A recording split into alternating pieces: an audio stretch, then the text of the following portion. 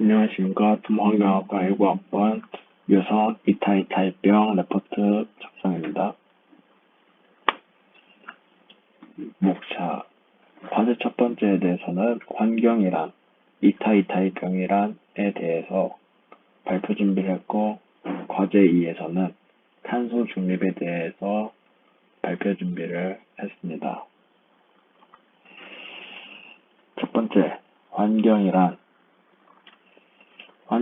함은 자연상태의 자연환경과 사람의 일상생활과 밀접한 관계가 있는 재산의 보호 및 생물의 생육에 필요한 생활환경을 말합니다. 즉, 우리가 일상생활에서 살아가는 집, 학교 또한 환경이고 인위적 환경과 자연환경으로 나뉠 수 있습니다.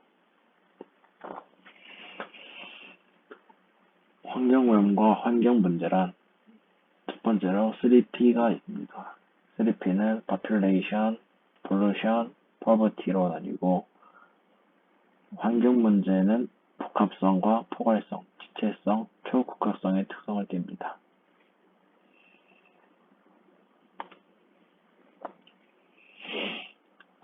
3P란 Population, 인간은 생존과 활동을 위해 각종 자원을 사용하게 되고 그 결과 폐기물을 배출하게 됩니다. 따라서 특정 지역에는 과밀화와 편재화는 대기오염, 수질오염, 토질오염은 물론 소음, 악취, 진동 및 폐기물이 환경오염의 요인이 됩니다. 예를 들어 고속도로에서는 소음을 막기 위해 방음벽을 설치하고 폐기물 처리 시설은 악취와 소음을 일으켜 모든 사람을 기피하는 시설이 됩니다.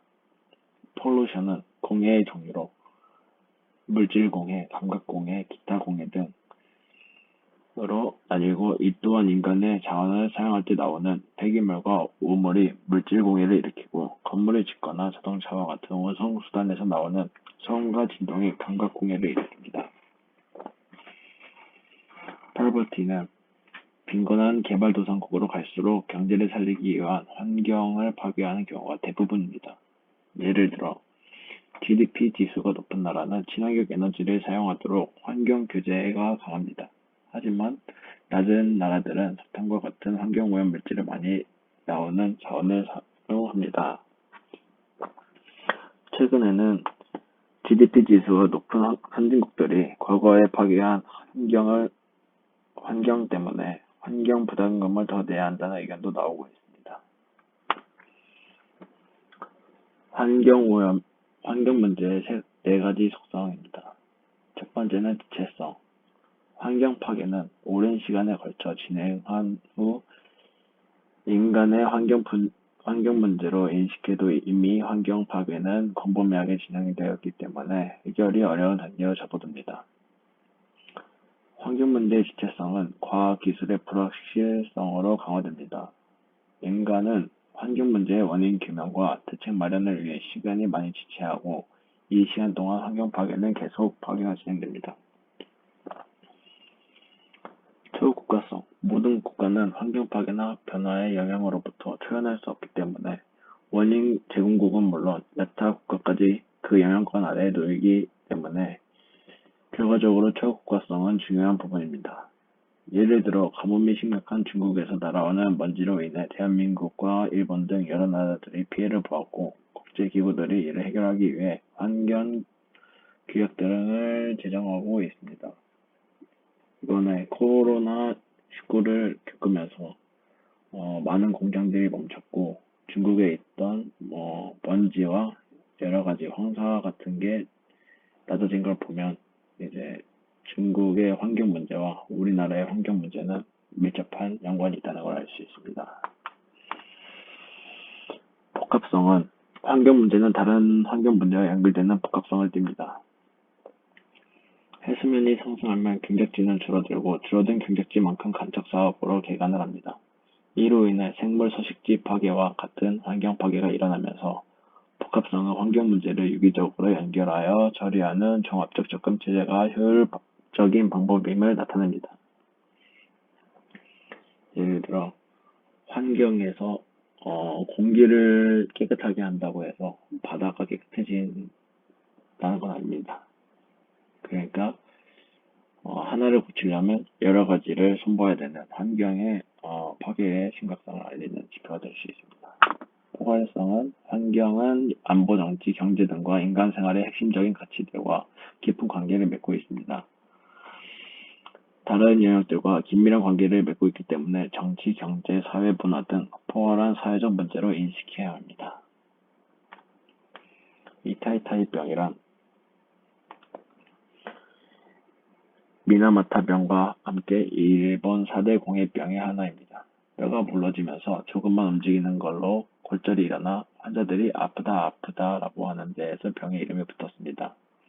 재채기를 하거나 의사가 맥을 짚은 것만으로도 골절된 사례가 있으며 결국 죽음까지 이르게 됩니다. 이타이타이병의 원인은 일본 미츠이 금속광원의 가미오카 광산에서 아연을 재련할 때 광석에 포함되어 있던 카드뮴을 제거하지 않고 그대로 강해버렸습니다. 카드뮴은 중독되며 신장에 문제가 생기며 칼슘이 부족하게 됩니다. 하지만 동물 실험으로 카드뮴 중독에 대한 실험을 진행하지만 뼈가 물러지는 현상을 관찰되지 않았기 때문에 아마 카드뮴 이외에 또 다른 원인이 있을 것으로 추정하고도 있습니다. 이타이타이병을 일으키는 카드뮴이란 카드뮴은 무료 전도성이 뛰어나며 빛이 바라지 않는 특성이 있어 1840년대 빈센트나 모네 같은 화가들도 사용했습니다. 또한 첨단 21세기에 들어 고해상도 디스플레이 독성 유출 방지 처리를 거쳐 바이오 센서 등 다양한 분야에도 활용되고 있습니다. 이러한 카드뮴은 1817년에 발견되었으며 1급 발암물질로 지정이 되어 있습니다. 이타이타이병의 원인 규명 1955년 병의 발생지인 도마야 현에 살던 하기노 노보루라는 의사가 병에 관한 조사 내용을 학계에 보고했습니다.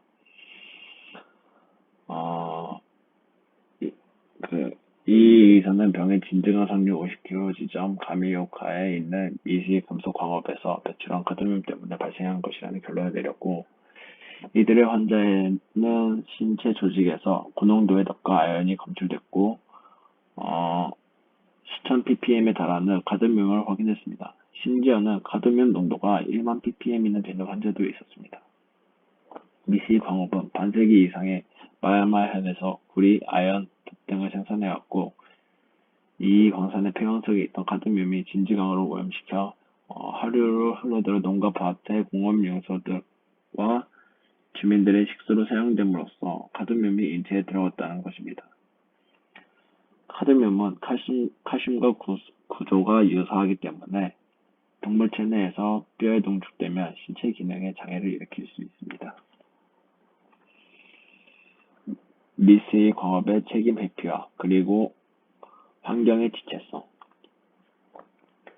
카드뮴이 병의 원인이라는 결과가 있었지만 미스의 광업은 단호히 부인하며 비타민 D 부족이 원인이라고 주장했습니다.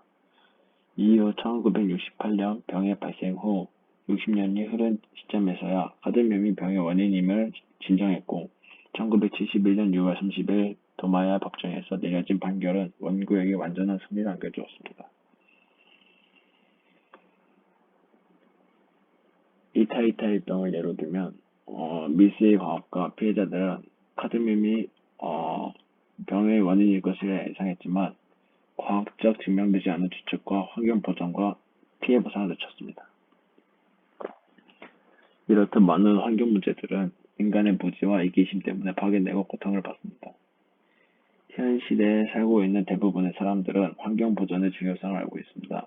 점점 올라가는 기온과 해수면을 보면서 환경학자들은 신재생에너지를 사용하고 탄소 중립으로 지구 온도를 낮추기 위해 교토 이정저와 파리 협정을 채택하여 노력하고 있습니다. 저는 병의 환경의 지체성을 대표하는 사건이 이타이타이병이라고 생각을 합니다. 환경 보전에 대한 나의 생각. 자연 환경이란 무한 자원이 아닌 유한 자원으로 인간이 살아감에 있어서 필수적인 요소 중 하나입니다. 하지만 몇몇 소수의 사람들은 자신의 이익을 위해 환경 파괴를 아무렇지 않게 생각하고 이러한 방위는 그 주변에 있는 힘이 약한 빈민촌 사람들에게 돌아갑니다. 전 세계인들은 환경 파괴에 예민해져야 합니다. 중국의 불어온 미세먼지 폭풍이 한국, 일본에 큰 영향을 끼치고 엘니뇨, 라니냐 현상으로 태평양 근처의 나라에 영향을 끼치듯 한 나라의 문제가 아닌 모두가 같이 가꿔야 할 존재라는 것입니다. 과거에 괴테는 이런 말을 했습니다. 자연과 가까울수록 병은 멀어지고 자연과 멀어질수록 병은 가까워진다. 많은 문제의 해답은 자연의 존재였듯이 자연과 친해져 지구를 보존한다면 미래의 인류는 좀 더 발전된 모습으로 건강한 삶을 이어나갈 수 있을 것입니다. 두 번째 과제입니다. 탄소 중립이란 개인, 회사, 단체 등에서 배출한 이산화탄소를 다시 흡수해 실질적인 배출량을 0을 만드는 것을 말합니다.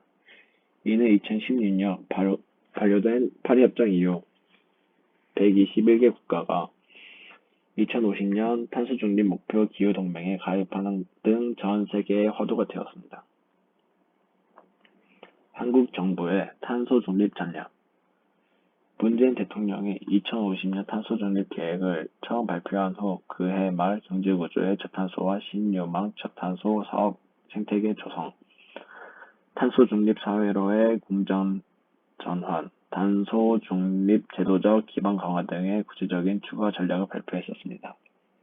우측을 보시면 이제 탄소 중립을 하면서 어떻게 해야 할지 대한 계획서 같은 걸 준비해 왔습니다. 탄소 중립을 위한 이퓨 연료 내연기관 자동차나 화석 연료를 사용하기 때문에 탄소 중립이라는 과제 앞에서는 한계가 있습니다. 또한 장거리 운행을 해야 하는 항공기 선박 등에서는 전기 배터리로 전환이 어려운 게 현실입니다. 이러한 문제점을 해결해줄 연료가 이퓨 연료입니다. 하지만 이퓨 연료에도 단점이 있습니다. 이퓨 연료는 일반적인 화석 연료와 다르게 생산에 어려움이 있어 아직까지 상용화되지는 못하고 있습니다. 일상에서 지키는 탄소 중립.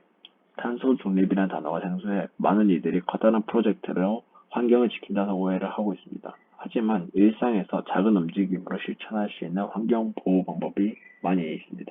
이것에 대해서 설명하겠습니다. 첫 번째는 가전제품 플러그 뽑아두기입니다.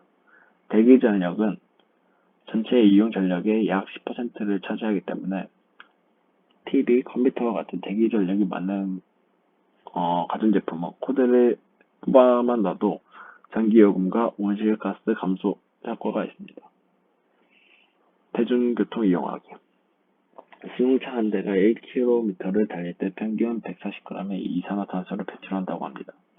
가까운 곳은 걷거나 대중교통이 이용하면 통계적으로 연간 1톤의 이산화탄소 감축 효과가 있습니다.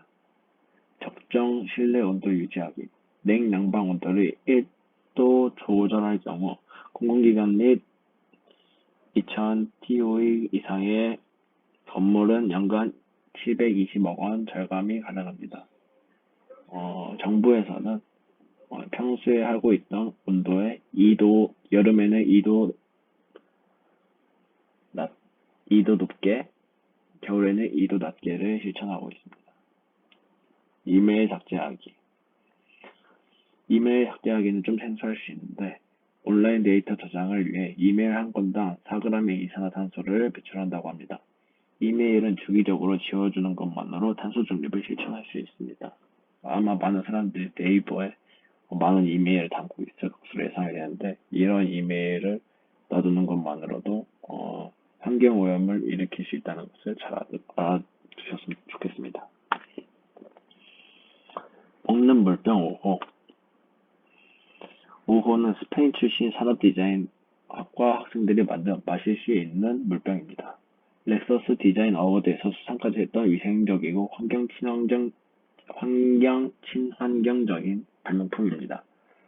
지금 초기 단계여서 플라스틱보다 운반하기 힘들고 표면을 위생적으로 유지해야 한다는 점이 상용화까지는 해결해야 할 문제들이 많지만 하지만 이러한 발명품들이 계속 발명되고 상용화가 된다면 환경도 점점 제자리를 찾아갈 것입니다. 온도 상승에 따른 변화.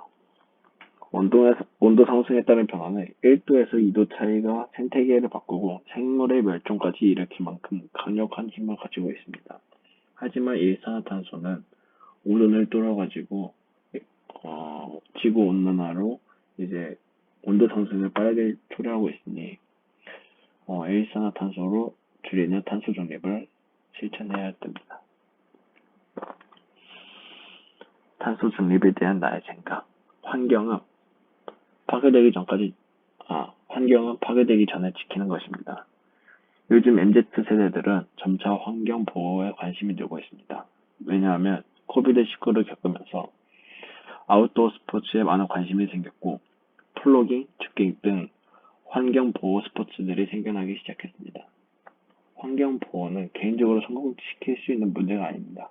하지만 노력하는 개인들이 뭉쳐 단체가 되고 그러한 단체들이 뭉쳐 나라를 이룬다면 파리 협정의 탄소 중립처럼 세계인들이 주목하는 협약을 맺어 아름다운 지구를 역선하게 남길 수 있을 것입니다. 감사합니다.